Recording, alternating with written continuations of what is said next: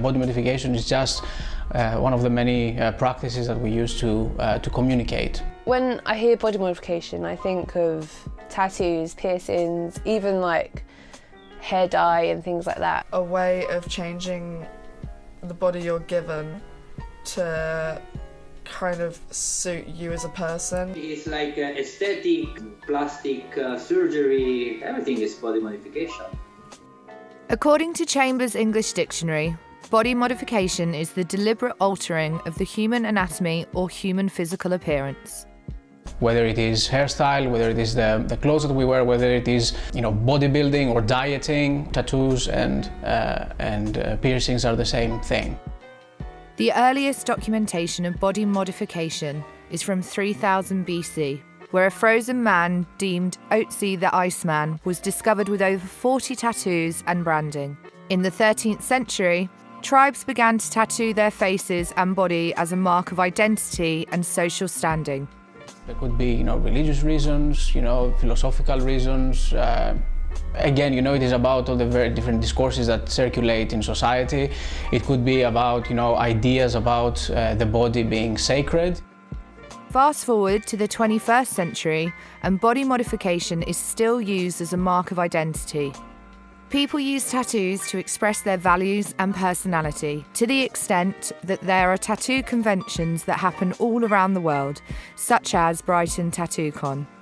I definitely believe that body modification is becoming more popular. Especially with my dad's generation, it was like, women can't have tattoos and piercings, and that's how they grew up. But nowadays, you see school teachers and you see nurses and you see everyone with body modification, regardless of gender, regardless of age. I think everyone's just doing it. When you think about 5 to 10 years ago, you couldn't get a job if you had any visible tattoos, but now you can have a job in a supermarket, in an office, literally anywhere. Everyone's covered in piercings and tattoos. It's definitely becoming more acceptable.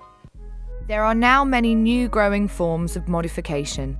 People can implant shapes under their skin to give the appearance of an animal. They remove parts of their body, and some people will even go to the extreme, with one man holding the Guinness World Record for having 453 piercings. I've done quite a few different weird ones. I've had a lady come in for a 20-hoop vagina corset as a present for her boyfriend. I've clipped someone's ears back, pierced a guy's ball bag. People request all sorts of modifications. I perform body modification from tongue splitting to magnet implant. And then, as well, if people ask me something a little bit more complicated, more like in the body mod, I do. Despite the rapid increase in popularity and the fact that body modification has been around for centuries, there are many people who have negative opinions surrounding the matter.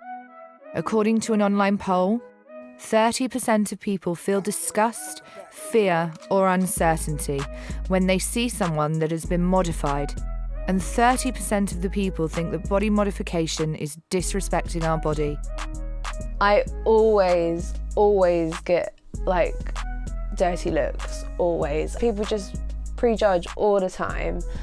Some people think that modified females are disgusting. They say they've ruined your body, it's awful. I have some heavily modified friends that are just stared at in the streets. Some people don't understand it because they don't want it. They don't know anything about it. Just because I got a tattoo doesn't change my personality or how I am as a person. It just changes my skin. I've had piercings and my ears stretched since I was about 14, 15. So going through secondary school with those wasn't exactly easy, as well as my taste in music and clothes.